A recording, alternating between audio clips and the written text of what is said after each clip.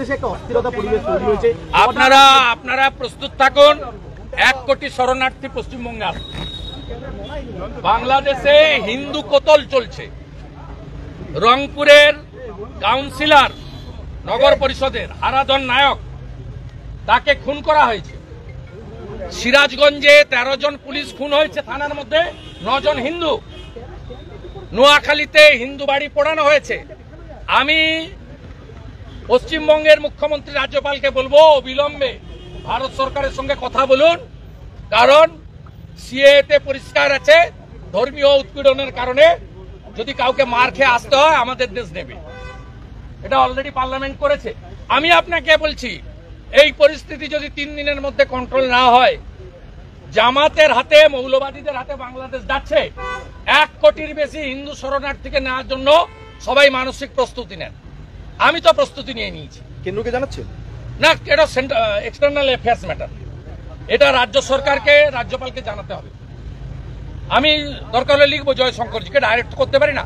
তো আমি পশ্চিমবাংলার হিন্দুদেরকে অনুরোধ করব, যার যেখানে জায়গা জমি যা আছে আমাদের হিন্দু ভাইদের শরণার্থী হিসেবে রাখার জন্য আবার মানসিক প্রস্তুতি নেন। 48-71 ওরা তো আসবে না, ওদের সরকার হয়ে যাবে। জামাতে কন্ট্রোলে চলে গেলে তো ওদের হাতে চলে যাবে। 7% হিন্দু আছে, তাদের পলায়ন আমাদেরকে নিতে হবে। হিন্দু ভাইদের সিএতে অলরেডি সরকার করে দিয়েছে। মানসিক প্রস্তুতি রাখুন। 1 কোটি শরণার্থী আসবে ভারত পশ্চিমবঙ্গে। দেশে একটা অস্থিরতা পরিবেশ তৈরি হয়েছে। আপনারা হ্যালো দর্শকবৃন্দ, আমার নাম সুদাম। ওকে, আমি চলে এসেছি আজকে আবার একটা নতুন ভিডিও নিয়ে।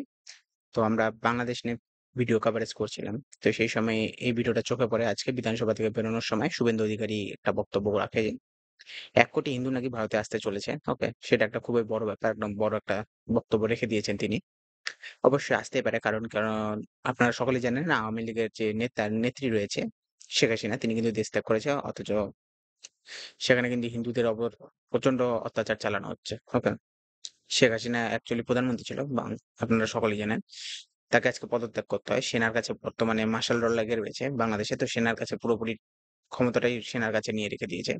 তো সেখান থেকে দাঁড়িয়ে কি হবে কি না হবে সেটাই বড় ব্যাপার, কিন্তু হিন্দুরা ভারতে আসতে চলছে। ওকে, তো সিএ এনআরসি খুবই দ্রুত দরকার, সেটাই আজকে দাবি করেছে শুভেন্দু অধিকারী। তো ভবিষ্যতে দেখা যাবে কি ঘটনাটা ঘটে, এবং আসবে কয়েকদিনের মধ্যে প্রচুর পরিমাণে হিন্দু আসবে। আসবে না কেন? কারণ এটা বলাই খুব মুশকিল ব্যাপার যে আসতেই হবে, কারণ সেখানে থাকা খুব মুশকিল হয়ে যাবে সংখ্যালঘুদের।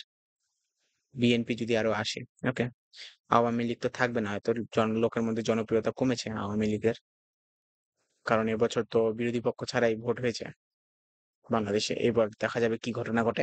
কিন্তু সবচেয়ে বড় বিষয় হচ্ছে 1 কোটি যদি হিন্দু জনসংখ্যা মানে সে বাংলাদেশ থেকে পলায়ন করে ভারতে আসে, তাদেরকে জায়গা দিতে হবে, তাদেরকে থাকার ব্যবস্থা করতে হবে। ওকে, সুতরাং সেই বিষয় নিয়ে আমরা আরো আলোচনা করবো। বাস এতটুকুই বলার জন্য আজকে আমরা এসেছি এই ভিডিওটা বানাতে।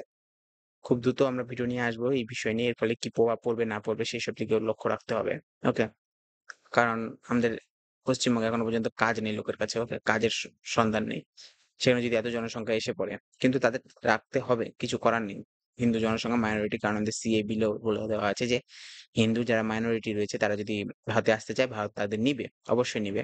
ওকে, তাদের দরকার, খুবই দরকার, কারণ তাদেরকে ছেড়ে দেওয়া যায় না। কারণ আমরা যে পরিমাণে হিংসা বাংলাদেশে দেখেছি হিন্দুদের উপর, সেটা কিন্তু কখনোই ভাবনার বাইরে আমাদের একবারে। কখনোই সেটাকে হজম করা যাবে না আমাদের। তো আমাদের সাহায্য করতে হবে, কিছু করার নেই, আমাদেরকে সাহায্য করা উচিত। কেন উচিত নয়? ওকে, কারণ মানুষের যদি সাহায্য না করে কে করবে? তো সেই জায়গা থেকে দাঁড়িয়ে বলছি যে করা উচিত, অবশ্যই করা উচিত। ওকে, চলুন এত পর্যন্ত থাকবে, কারণ এই ভিডিওটা বানানোর জন্য আমরা এসেছি। ওকে, দেখা যাক কি ঘটনা ঘটে কি না ঘটে। ভিডিওটা আশা করি আপনারা দেখেছেন, আপনাদের ভালো লেগেছে। আমরা এটাকে অ্যানালাইসিস পরে করবো। আপনারা আমাদের আগের ভিডিওগুলো দেখতে পারবেন, যেখানে আমরা ভিডিও বানিয়েছি। আমাদের এই চ্যানেলটা নতুন, এই অ্যালগরিদমের জন্য আপনারা প্লিজ ভিডিওটাকে লাইক করবেন, শেয়ার করবেন এবং বন্ধুদের বলবেন। ওকে, আমরা ভিডিও বানানোর চেষ্টা করি খুব নিউজ জোগাড় করে করে। চলুন দেখা হবে নেক্সট ভিডিওতে আপনাদের সাথে। Have a good day, bye bye.